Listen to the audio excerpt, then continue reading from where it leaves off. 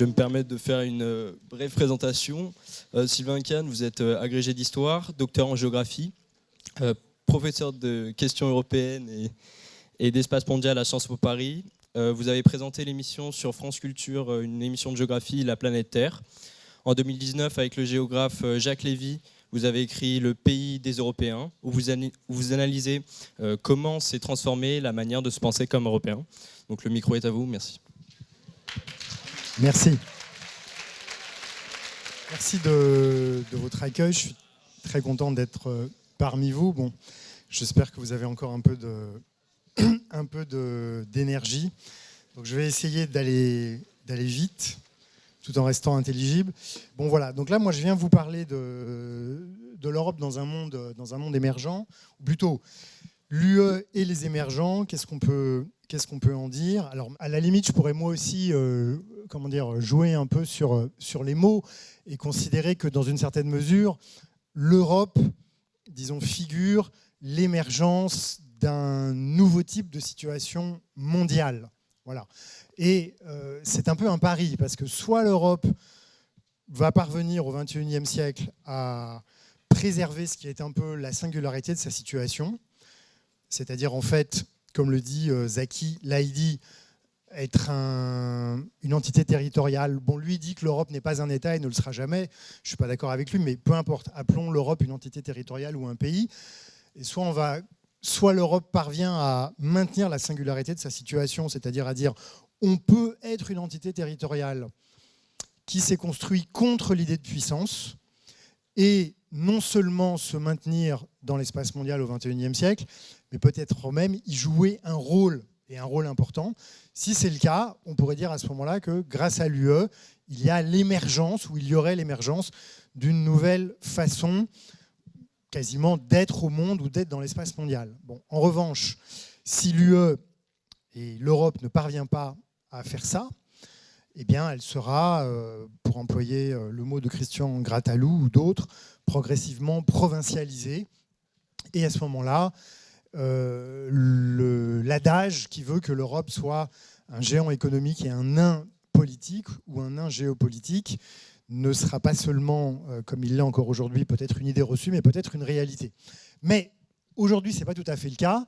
Et précisément, il me semble que les relations de l'UE avec les émergents tendent à montrer que cette particularité de l'UE dans le monde est de plus en plus visible et pas forcément pour autant de plus en plus défavorable. Voilà. Donc, du coup, je vais peut-être vous parler un tout petit peu de l'UE. Donc là, normalement, c'est un. Là, il y a 2 fois 1, c'est pas que je bégayais, c'est qu'il devrait y avoir un 2. Donc, et après vous avoir un peu présenté l'UE, mais très rapidement, je vous parlerai donc de l'UE face aux émergents. Alors, le premier point, c'est donc un géant économique et un nain politique. Bon, ça, je pense que tout le monde a entendu parler de cette représentation-là de l'UE. Peut-être qu'un certain nombre d'entre vous la partagent. Et en général, quand on dit que c'est un géant économique, on se réfère, disons, au fait que l'UE est une puissance commerciale. Donc là, je vous mets quelques éléments factuels qui sont repris un peu partout. Là, je les ai trouvés sur le site de la Commission européenne, mais bon, c'est factuel. L'Union européenne, pour résumer les choses sans entrer dans le détail puisqu'on n'a pas trop de temps, c'est la 2e puissance commerciale du monde. Voilà, hein. Entre la Chine et les États-Unis, bon, certains disent, selon les indicateurs qu'on prend, qu'elle est devenue la 3e. En tous les cas, les États-Unis sont son premier client. L'Union européenne exporte davantage aux États-Unis qu'elle n'en importe, tandis qu'avec la Chine, c'est l'inverse. La Chine, qui est son 2e client, elle importe davantage de la Chine qu'elle n'exporte aux États-Unis. Et ce qu'on peut retenir, c'est que sur les 10 premiers partenaires commerciaux de l'Union européenne, 5 sont des pays qu'on appelle émergents. Bon, Marie Redon a magistralement vu avec vous, et je suis sûr que Hugo Billard l'a déjà fait aussi, et vos autres profs aussi, comment est-ce qu'on peut définir les émergents. Les 5 en question sont la Russie, même si je sais bien que la Russie, on discute de savoir si c'est ou non un émergent, sont la Chine, l'Inde, le Brésil, et le 5e, ça m'échappe à l'instant, l'Afrique du Sud. Merci. Voilà. Bon, donc c'est intéressant ce positionnement parce que ça veut dire que l'Union européenne, en tous les cas, on pourrait dire à une espèce de positionnement équilibré, puisque dans ces 10 premiers partenaires commerciaux, il y a à la fois des pays membres de l'OCDE comme le Canada, la Suisse, qui est quand même le 3e partenaire commercial de l'UE. Je ne sais pas ce que sera le Royaume-Uni dans un an, quand il y aura le fameux accord. Est-ce que ça sera le 4e ou le 5e, ou peut-être avant la Suisse, le 3e. Et donc, mais également, elle a déjà des relations commerciales très importantes avec le reste, avec des pays émergents. Bon. Et c'est aussi une puissance commerciale, pas seulement quantitativement, ou plutôt pas seulement par les échanges en volume ou en valeur, mais aussi par le nombre d'accords commerciaux passés dans le monde. C'est-à-dire qu'on s'est beaucoup excité sur l'accord de libre-échange avec le Canada, qu'on appelle le CETA, comme vous le savez, qui était plein d'enseignements pour des tas de raisons, mais là aussi, toujours sur le site de la Commission européenne, enfin cela j'ai trouvé sur le site de touteleurope.fr qu'il a pris sur le site de la Commission européenne, on se rend compte que l'Union européenne est sans doute un des pays, entre guillemets, ou une des entités territoriales du monde qui a passé ou qui passe le plus de temps à chercher à passer des accords commerciaux avec d'autres pays ou d'autres régions du monde. Voilà. Et donc, en fait, vous en avez plus de 40, alors qui sont tous très différents les uns des autres, d'ailleurs, qui vont du simple accord de libre-échange à un accord, on va dire, très sophistiqué, qui inclut des accords sur les normes et pas seulement sur l'abolition des tarifs, donc c'est-à-dire des taxes à l'importation ou à l'exportation, avec, vous le voyez, la quasi-totalité des régions du monde et avec un très très grand nombre de pays ou bien d'associations régionales dans le monde. L'un des plus connus étant avec le Mercosur, par exemple, qui, comme vous le savez, comprend 4 pays, dont le Brésil et l'Argentine. Un autre très connu étant avec le Canada. Il y en a un récemment qui a été signé avec le Japon. Il y en a un qui vient d'être validé par le Parlement européen et qui est en cours d'achèvement avec le Vietnam. Bon, donc il y en a énormément. Et qu'est-ce que ça nous dit de l'Union européenne ? Alors, attendez, il ne faut pas que je me gourre sur mes slides. Oui, ça nous dit que l'Union européenne, disons, a au sein, ça vient d'un site que vous connaissez tous, j'imagine, qui est le DiploWeb, qu'au sein, disons, de l'ensemble de dispositifs qui permettent à l'Union européenne d'avoir une politique mondiale, plutôt qu'une politique étrangère qui serait un peu restrictif, il y a un instrument privilégié, au sens un instrument qui est très efficace ou qui a un impact beaucoup plus fort que les autres, c'est cette fameuse politique commerciale commune que vous voyez ici. Voilà. Donc vous voyez au passage, même si je n'ai pas le temps de détailler, mais encore une fois, vous trouverez cette slide et l'article dont elle est issue sur le site du DiploWeb. Vous voyez au passage que l'Union européenne, encore une fois, contrairement à ce que laisse entendre l'idée de nain politique ou de nain géopolitique, a en fait une préoccupation très avérée pour sa place dans le monde et pour les affaires du monde et pour la manière dont elle pourrait influencer ou agir sur l'espace mondial, même si, en effet, c'est surtout à travers la politique commerciale qu'elle agit. Et précisément, grâce à cette politique commerciale, elle agit, ce qui lui donne, me semble-t-il, un poids politique, ou en tout cas une influence politique. Alors évidemment, cette influence politique, elle peut paraître moins importante ou plus faible ou que, je ne sais pas moi, que la politique étrangère de la France, par exemple, ou que celle du Royaume-Uni ou de l'Allemagne, voire même que de l'Espagne, mais c'est parce qu'elle est très diffuse et très diluée. Et puis c'est aussi parce que bien souvent, on a l'habitude d'opposer la politique de l'UE à la politique de ses États membres.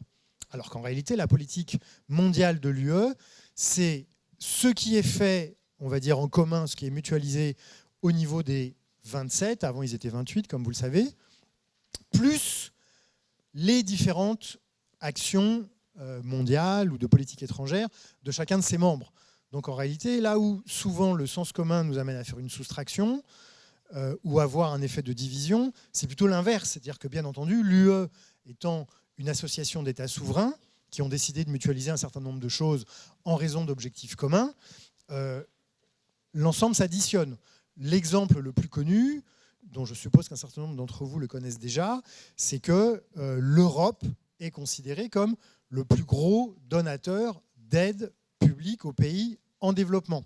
Et pour ce faire, on additionne la politique d'aide au développement de l'UE plus les politiques d'aide au développement de chacun de ses États membres. Et s'agissant de l'aide au développement, là, par contre, ça pose de problème à personne. On dit toujours, sans y réfléchir, ah ben tiens, l'Europe est le plus gros donateur, ou alors là, dans ces cas-là, on ne dit pas pays, entité territoriale, mais par contre, on ajoute rarement UE plus les 27. Alors que quand il s'agit de la politique étrangère, on dit toujours oh, « Mon Dieu, mais regardez comme les Européens sont divisés, ils n'arrivent pas à se mettre d'accord sur ceci ou sur cela. » Oui, bon, c'est pas faux, hein, bien entendu, mais dans ces cas-là, ça serait bien aussi de préciser, encore une fois, qu'il faut toujours faire une addition. Alors précisément, cela m'amène au point suivant, qui est celui-ci. Ça, c'est le blason. Hein, donc je vous ai parlé de la puissance commerciale, qui fait qu'on dit que c'est un géant économique. Ça allait aussi en termes de marché de consommation, en termes de PIB, etc.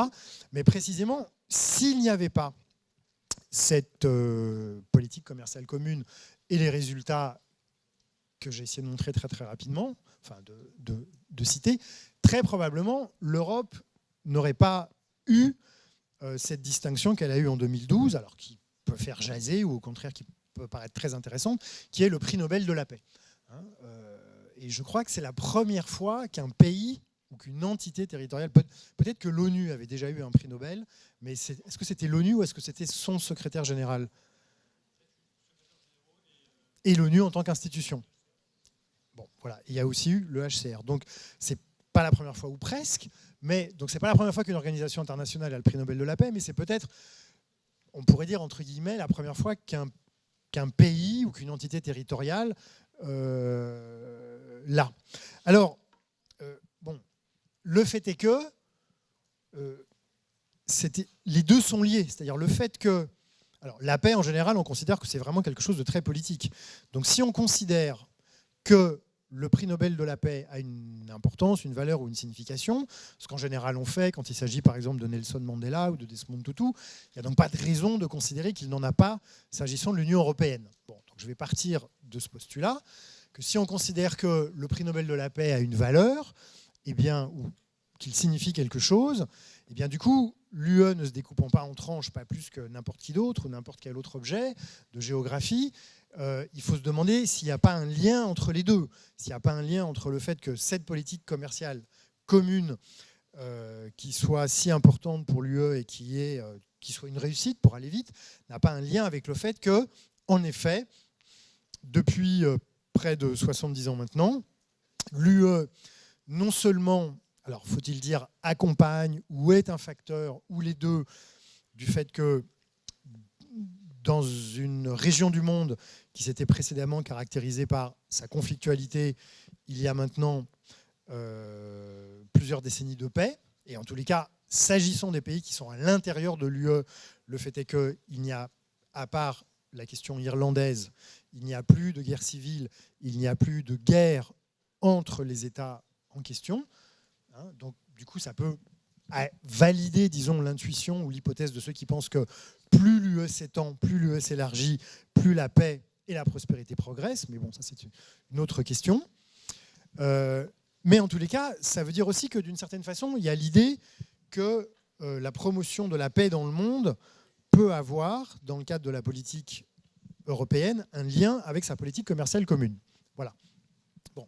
Alors, une fois qu'on a dit ça, je conclurai cette première partie sur le fait que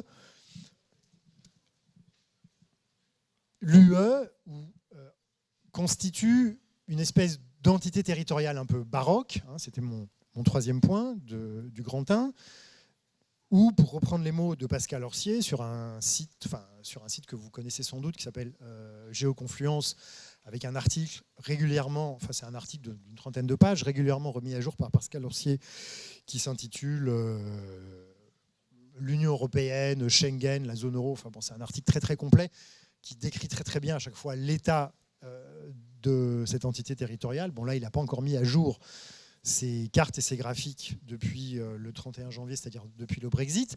Mais en tous les cas, c'est vrai qu'il y a cette représentation du système territorial européen en lasso, qui est sans doute la façon, comment dire, la plus pertinente de faire toucher du doigt qu'il y a un système territorial européen et que ce système territorial européen a un espèce de gros noyau ou de moteur actif, si vous voulez, ou de cœur de réacteur, qui est l'Union européenne, mais qui précisément ne se limite pas à l'Union européenne et qui organise l'ensemble des États du continent européen, même ceux qui ne sont pas dedans, même ceux qui ne sont pas dans l'Union européenne.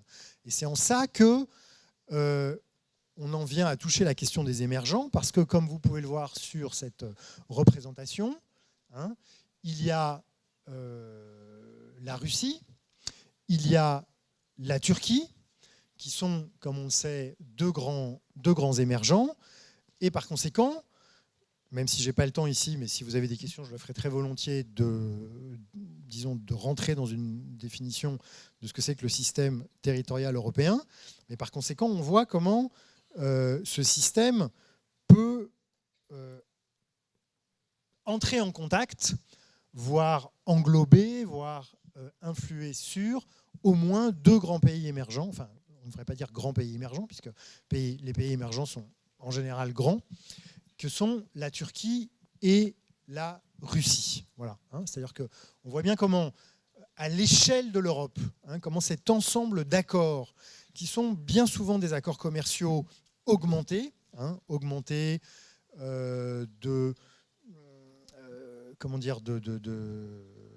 d'accords spécifiques sur les normes environnementales, de santé publique, de protection du consommateur, éventuellement sur les droits de l'homme. Hein, comment justement ça permet à l'Union européenne d'influencer, hein, ou d'influer sur la marche, non pas ici du monde, mais de ce que Yann Richard, par exemple, appelle les voisins ou le voisinage des Européens. Voilà. Bon. Alors, et le fait est qu'avec cet ensemble d'accords, les Européens cherchent un petit peu à, non pas exporter, mais à diffuser leur manière de voir les choses, c'est-à-dire d'un monde qui fonctionne plutôt sur le commerce et qui serait plutôt pacifié. Alors, une fois qu'on a dit ça, si j'en reviens au plan, donc, dans le monde du XXIe siècle, est-ce que ce que je viens de décrire très sommairement fait que l'Europe est à contre-courant, ou est-ce que ça en fait plutôt une force tranquille, certes un peu isolée, mais que ça n'empêche pas de fonctionner, ou est-ce que ça en ferait éventuellement la préfiguration du monde de demain, ce qui peut aujourd'hui paraître audacieux. Mais pourquoi pas ? C'est une proposition audacieuse. Pourquoi ? Parce que, comme vous le savez, le monde est devenu multipolaire, puisque, pour employer des images, le G20 et les émergents, dans leur relation à d'autres pôles classiques de puissance, ont remplacé les relations qui existaient dans un monde régi par la guerre froide et le tiers-monde. Bon, ça, je ne le développe pas, mais que l'un des effets de ce nouveau paradigme, c'est que, pour reprendre l'analyse de Zaki Lahidi, on est dans un monde devenu souverainiste. Alors, qu'est-ce que veut dire Zaki Lahidi ? Donc, il a expliqué ça notamment dans un article qu'il a fait paraître dans la revue Le Débat en 2019. Hein, et il avait défini ce qu'il appelait une puissance souverainiste dans le chapitre 3 d'un livre qu'il a publié en 2013, Le reflux de l'Europe. Hein. Il constate que ce que je vous ai décrit très sommairement dans la première partie est battu en brèche par un grand nombre d'acteurs du monde, de l'espace mondial, et qui étaient appelons ça des partenaires traditionnels des Européens. Partenaires traditionnels qui pouvaient être comme les États-Unis un allié, qui pouvaient être comme la Chine un partenaire, qui pouvaient être comme le Brésil un ami, ou qui pouvaient être comme la Russie dans les années 90 en tous les cas, un partenaire stratégique. Voilà. Zaki El-Haïdi, comme vous pouvez le voir sur cette citation, hein, là je vous ai mis le lien vers le chapitre en question, enfin vers le livre en question et le chapitre en question sur la base de données Kern. Hein, Zaki El-Haïdi dit que, en fait, ce qu'a exprimé dans sa campagne électorale Donald Trump en 2016 en disant « America First » est devenu en fait la synecdoque des politiques étrangères et surtout des visions du monde développées par les élites politiques de la plupart des pays émergents et de la quasi-totalité des grands pays ou des puissances. C'est le cas des États-Unis, c'est le cas de la Russie depuis que Poutine est au pouvoir en 1999, c'est clairement devenu le cas de la Chine, et on est en train de se rendre compte d'une manière qui peut paraître un peu surprenante, au vu du passé récent, des 5 dernières décennies, que c'est peut-être aussi en train de devenir le cas de l'Inde. Voilà. C'est-à-dire qu'on se retrouve avec un ensemble de puissances émergentes, dont on dit par exemple pour la Chine qu'elle aurait peut-être déjà émergé, que la façon dont elle cherche à influencer la marche du monde serait principalement, pour ne pas dire uniquement, déterminée par la vision que ses dirigeants et parfois sa population se fait de l'intérêt national ou de ses intérêts particuliers. Voilà.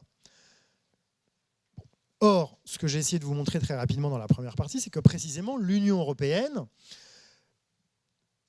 depuis qu'elle s'est créée dans les années 50, pour tout un tas de raisons sur lesquelles on pourrait revenir, précisément considère qu'il n'y a de politique mondiale que si on essaye d'avoir une vision d'un espèce d'intérêt général de l'humanité. Alors bien entendu, hein, ce n'est pas de la naïveté pour autant. Hein, on sait bien que pour arriver à un tel résultat, il faut quand même tenir compte du fait qu'il y a des intérêts particuliers et concurrentiels. Mais néanmoins, il y a cette idée qu'on doit pouvoir, au minimum avec un plus petit dénominateur commun, et au mieux en s'extrayant, disons, de la glaise des intérêts particuliers, se mettre d'accord sur quelques grands points d'intérêt général.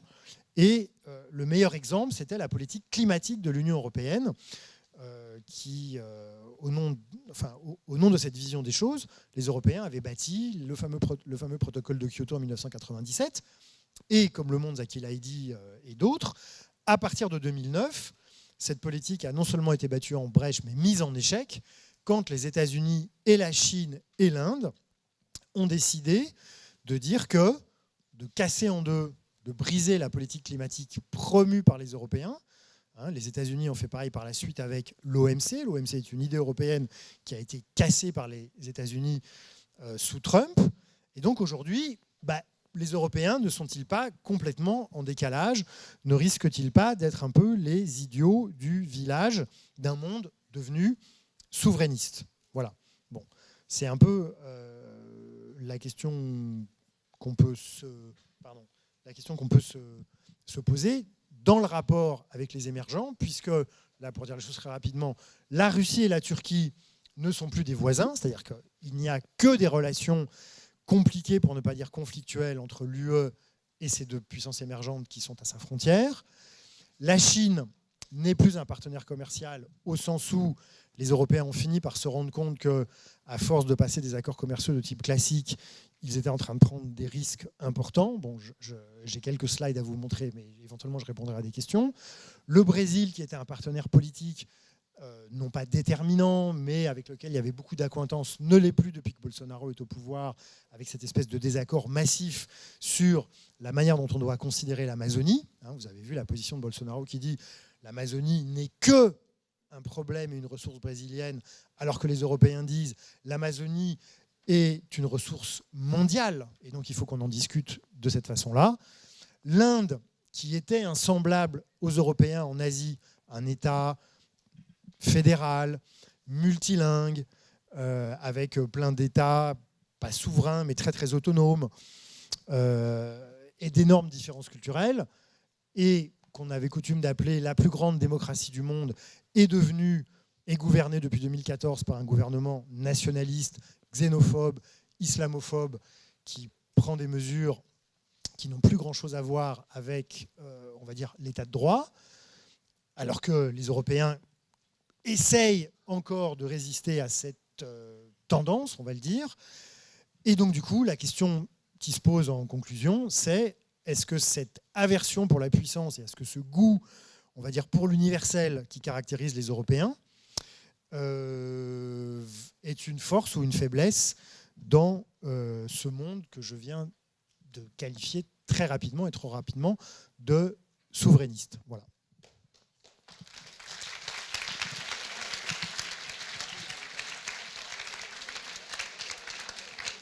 Merci beaucoup Sylvain Kahn. Nous avons une petite minute ou deux pour deux questions avant la remise du prix du livre. Est-ce qu'il y a une ou deux questions disponibles, mademoiselle? Bonjour. Est-ce que vous pourriez clarifier en quoi l'UE influence activement la Russie et la Turquie? Voilà, merci. En fait, l'UE, alors influence, disons, l'UE est vraiment caractéristique, ou disons particulièrement représentative d'une des caractéristiques de l'espace mondial actuel, qui est l'importance de l'interdépendance. Bon. Et donc, l'UE a des relations d'interdépendance avec la Russie et l'UE a des relations d'interdépendance avec la Turquie. A priori, on pouvait penser que la Turquie était plus dépendante ou plus liée à l'UE que l'inverse. Bon. Mais on s'est rendu compte depuis 2015, enfin depuis 2016, et le deal qui a été passé au moment de ce qu'on a appelé la crise migratoire, que Virginie Gredon préfère appeler la crise de l'accueil, que l'Union européenne pouvait avoir besoin de la Turquie. Donc, dans le cadre de cette relation d'interdépendance, l'UE influence la Turquie dans la mesure où, par exemple, il y a cette fameuse négociation qui existe toujours, même si elle a été suspendue entre l'UE et la Turquie, qui fait négociation d'adhésion de la Turquie à l'UE, pardon, qui fait que pendant une dizaine d'années, le pouvoir d'Erdogan a cru bon d'engager un certain nombre de réformes qui pouvaient faire passer la Turquie, faire progresser la Turquie dans les négociations d'adhésion à l'UE. Alors on a le sentiment que depuis le coup d'État manqué de 2015 et la réaction qui a été celle du gouvernement turc sous Erdogan d'une très grande réduction, d'une érosion de l'état de droit, de l'emprisonnement de nombreux journalistes et d'opposants politiques, d'une reprise des exactions envers les Kurdes, on peut avoir le sentiment que l'Union européenne est beaucoup moins, on va dire, influente sur la Turquie qu'elle ne l'était pendant les années 2005 à 2015. Mais pour autant, comme le montre la venue de Erdogan aujourd'hui même à Bruxelles, où il vient discuter avec... Alors, sur la slide de tout à l'heure, il y avait le président du Conseil de l'époque, le président du Parlement européen de l'époque, le président de la Commission de l'époque, donc, qui ne sont plus les mêmes aujourd'hui. On voit bien que Erdogan, néanmoins, sur certains points, s'est complètement affranchi, disons, de l'influence ou de ce que peuvent lui conseiller ou lui demander ses partenaires européens. Mais sur d'autres, au contraire, il a besoin d'eux. Vous avez tous entendu récemment que Erdogan avait demandé une assistance militaire dans le cadre des opérations qu'il mène depuis que la Turquie a envahi le nord-est de la Syrie. Et le deuxième élément de réponse à votre question, c'est que la société civile turque continue beaucoup de se réclamer, disons, de son européanité pour essayer d'obtenir du gouvernement Erdogan que l'érosion de l'état de droit qui est en cours depuis 4 ans maintenant soit limitée. Voilà. Donc, et puis alors, il y a malheureusement je dis malheureusement, je ne devrais pas porter un jugement de valeur, là je sors de mon rôle, mais il se trouve qu'il y a un troisième registre sur lequel l'Union européenne a une influence, en tout cas une relation très importante, c'est dans le commerce des armes. Merci beaucoup, Sylvain Kahn.